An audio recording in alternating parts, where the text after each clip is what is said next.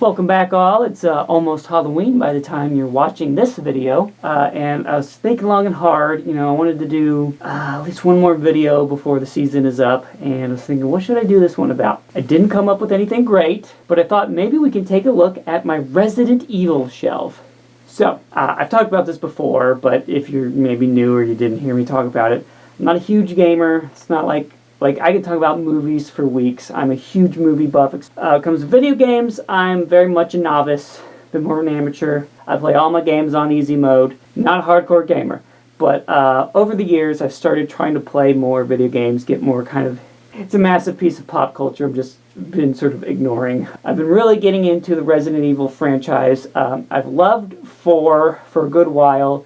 I've been getting more into some of the other games now. This year I finally beat Resident Evil 1 and 2, the remake versions, and Resident Evil Village. So, pretty busy year for me, I guess. But as I get more and more into Resident Evil, I've been starting to accumulate a small collection of things. I try to be very particular about what I collect because when you collect anything, it gets out of control so fast. So I decided that'll be the one video game thing that I look for. And I made a nice little shelf. It's super cute. I mean spooky. It's not cute. This is serious, guys. It's spooky. Anyway, let's take a look at it.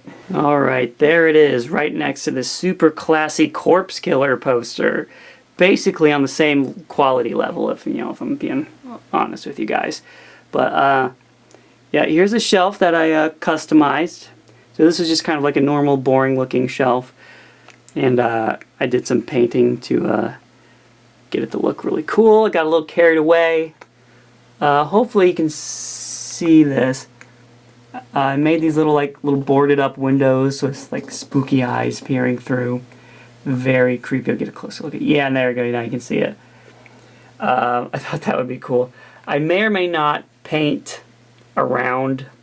I don't like that this is black and then inside it's black. It just seems like, I don't know, that would look better if maybe I painted this to actually look like the side of a house. But we'll see. So I got that, and there's another one on the other side, which I will show you here. So yeah, I got 2 on both sides. I love it when like haunted house attractions have boarded up windows with just like little lights inside of eyes peering through, so I wanted to try and capture that vibe. Then up here, you can see I put the Umbrella Corporation logo. I did have to freehand that, so it's not perfect, but I think it looks pretty damn good considering. So, yeah. Trying to get a good look. I don't want to take everything down right now. This is just a quick overview. And of course the light isn't working with me, but you can also see. I use this stuff called permablood. I use it for a lot of crafts and things. It's basically just fake blood that looks wet after it dries. So I use that on the ground just to make it look like there's blood on the ground. I thought that would look pretty cool. So that's the shelf. Let's get into the figures themselves now. I got the Executioner from Resident Evil 5. That was actually the first Resident Evil collectible that I obtained. I found him at a horror convention called Scarefest in 2023. And then the following year, 2024, I found the chainsaw guy, the Dr. Salvador, I think is his proper name. And all of these figures except one, which I'll point out, are made by NECA. Back in the, I don't know, early, mid-2000s, NECA did a lot of Resident Evil figures. So yeah. I definitely had to get some stuff from 4, because as I mentioned, that's my favorite. I also have, NECA did these tiny figures. These were, I believe these came with copies of the game. So I got Leon and Ada there. Oh god, and I also almost forgot. I might have to move things just a little bit. Ugh. You can kind of see I painted the herbs. The red, blue, and green herbs over there. Forgot I did that, yeah. And then I guess I'll also show you on this side. I got like the first aid spray and some bullets not like amazing painting, but I just wanted to like put a bunch of little details of things in the games. Next, from the Resident Evil 1 remake, we have this zombie right here. If I was doing a full-blown review, I would show you that his arms come off, and there's like bones and gore and stuff when you take them off. So that's pretty cool. And he came with a zombie dog, which is probably one of the most iconic monsters from Resident Evil. Like even my mom would probably recognize the zombie dogs, or maybe this thing, the Licker.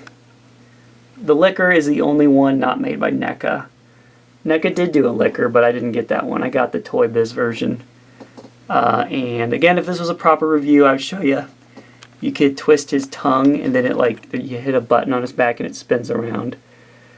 So the Toy Biz figures came first, and they were definitely more like toys rather than display pieces, so they have more action features and stuff. It's still pretty nicely detailed. I would compare the Toy Biz figures to like the first wave of Spawn action figures, if you've seen those. Spawn is a toy line that started out kind of like just normal action figures, but then gradually became more like super detailed adult collector things. So kind of like a similar thing here. That is just my controller that I use for when I play games. So this is like the Resident Evil shelf, but it's also just the general video game shelf for odds and ends, like this Phantom of the Opera PC game. Where else am I going to put it? But then we got right here, I guess I can take some of this down. My desk is a bit of a mess. I wasn't prepared for this, but I do have a copy of Resident Evil 4, and then I have this little miniature PS1. This has 20 different games pre-programmed into it. I think this thing was a bit controversial because the variety of the games is a bit crap. I just bought it because it has the original Resident Evil on it. So this was like more of a budget-friendly way to get the first Resident Evil. It's because I don't have like a regular PS1 or anything. I pretty much just use PC to play game. If it's not on Steam, then I don't typically play it.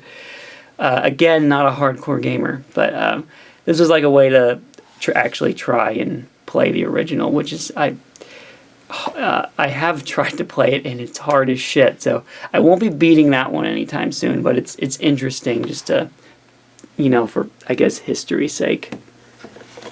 And that miniature PS1 also came with these controllers that I have hanging on the sides.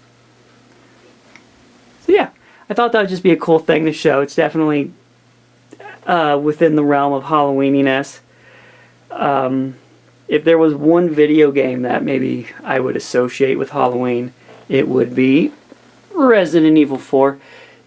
Some people might say that maybe like Resident Evil 1 is perhaps more Halloween-y because 4 is a lot more action-oriented and that's maybe a little less spooky.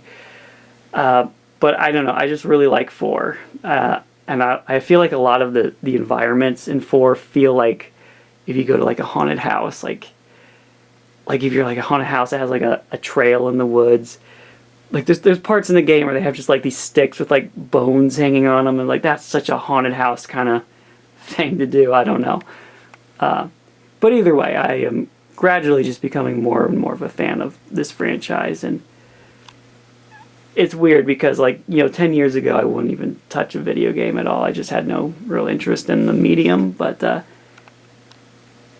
it's like one of my idols, Vincent Price here, once said, "A man who limits his interests limits his life." So if you're ever second guessing if you should give something a try or not, just go ahead and do it. I mean, unless it's like hard drugs like heroin or something, maybe you can just cut your losses on that one. Right. Happy Halloween!